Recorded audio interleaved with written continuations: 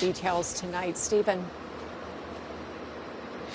Kiki, we're at the Sheraton Hotel, which is just about a half-mile away from where you heard from Coop there talking and getting that information confirmed about the developments, sad ones that many people here are wondering about, that in fact one person has died in this shooting. And this is the point where so many people who are concerned about their loved ones are being reunified with them. That process taking out is people being bussed over here. We can tell you that this is what it looked like as those people were getting off the bus, some of them literally wrapped in blankets. It's a chilly evening here in New Hampshire, and these people quite literally had to flee and run for their lives. I did speak to one couple off camera who described being outside of the actual country club when they heard the shots and literally ran across one of the greens of the golf courses into a nearby condo where they stayed with the people there for hours, unsure of what was happening, unsure of whether or not they were safe, which of course now is the case. But now people with the reality of coming here,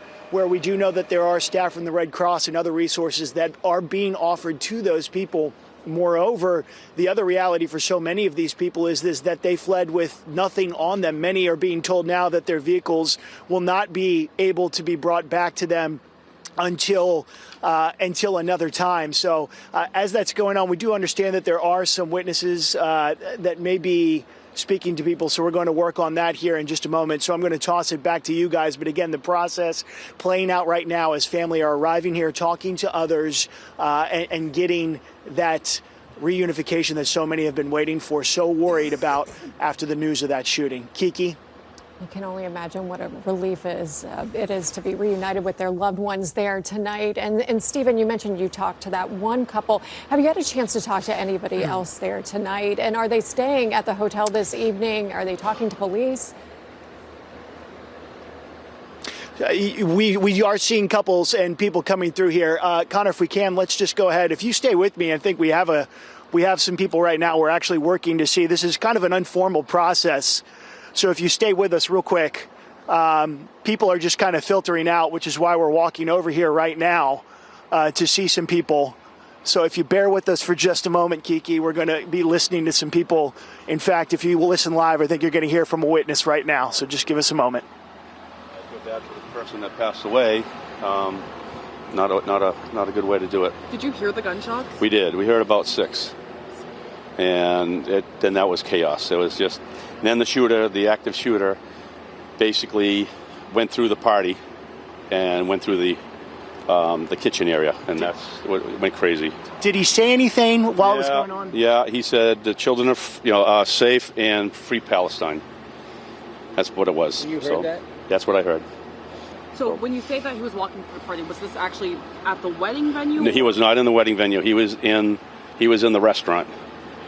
And basically, he must have came through, went right. It looked like a target that he was going right for this person. So I feel terrible for him. Did he dress him by name? Did you get the sense that they knew who? Didn't hear anything. He just came out and said. What he said. Yeah, what he said was the children are safe and free Palestine. What was that moment like when you heard the gunshots?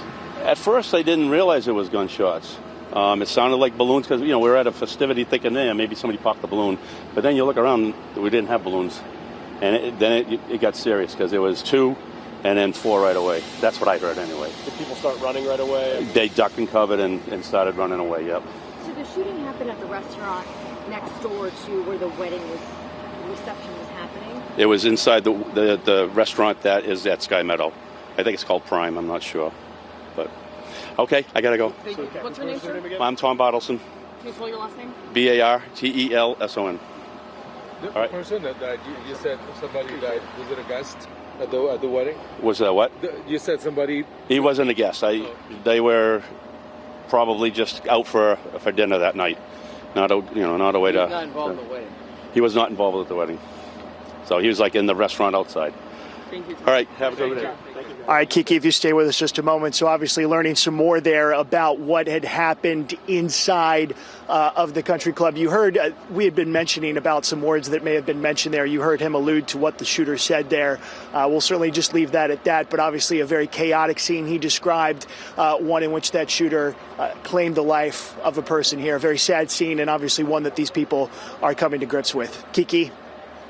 Right, Stephen Quinn live on the scene there of a unification center in Nashua, New Hampshire, following a shooting at a country club there where multiple people were injured.